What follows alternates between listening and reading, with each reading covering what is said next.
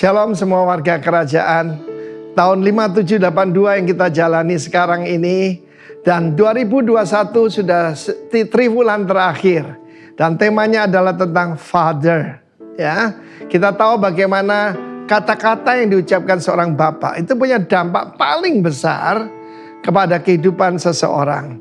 Karena bapak itu panutan, bapak itu guide, bapak itu sumber, bapak itu adalah inspirasi dan harus meninggalkan teladan. Sayang sekali di dalam dunia ini tidak banyak bapak yang punya kualitas seperti itu.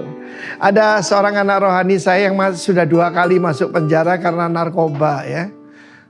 Jangan salahkan keadaan. Kita sebagai anak Tuhan harusnya berkemenangan. Dimulai masalahnya ketika seorang pria yang seharusnya jadi ayah kandungnya berkata, "He's not my son." Dia bukan putraku. Mari kita belajar bapak yang baik. Bapak yang terbaik adalah bapak di sorga ya. Yang sempurna itu. Ketika Kristus menyerahkan diri untuk dibaptis. Padahal tidak perlu dia dibaptiskan. Tapi karena dia adalah yang sulung, artinya harus memberi contoh kepada yang lain. Dan kita sebagai adik-adiknya, dia berkata kepada Yohanes Pembaptis. Ya, karena Yohanes Pembaptis berkata, aku harus dibaptis olehmu.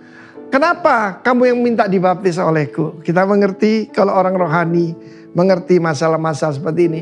Biarlah itu, karena kita harus mengenapkan seluruh, saya tekankan seluruh kehendak Allah, seluruh righteousness. Right standing before God. Dan ketika Yesus keluar dari dalam air. Sudah berhenti perbantahan soal percik, tentang selam. Keluar dari dalam air. Apa yang terjadi? Langit terbuka. Bahasa aslinya langit dikoyakkan. Lalu apa yang terjadi?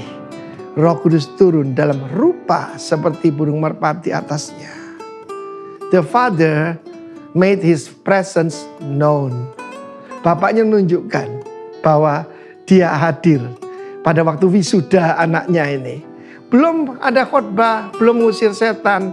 Tapi saya berkenan pada Bapak. Dan ada satu suara dari sorga. Ini yang kita sebut bat call. Bat itu daughter, call itu voice. Suara dari sorga langsung. Tidak lewat nabi, tidak lewat penglihatan. Sang Bapak berkata, inilah putraku yang kukasih. Kepadanya aku berkenan. Saya belajar jadi bapak ya. Kepada anak kita yang masuk di dalam penjara itu saya tidak katakan kamu tidak ada gunanya. Tidak. Saya katakan I still have hope in you. Karena itu perkataan itu akan membangkitkan dia. Tetapi di sini, this is my beloved son in whom I'm well pleased. Apa yang disampaikan Bapak itu kepada dia? Pertama-tama He show His presence. Dia nunjukkan kehadirannya. Dalam keadaan seperti ini, hadirat daripada Tuhan itu lebih dari segala sesuatu yang kita harapkan. Waktu saya dimasukkan di rumah sakit, I know who I am. Saya putra Allah. Ya, dan hadirat daripada Bapa melalui Roh Kudus itu betul-betul menguatkan saya luar biasa.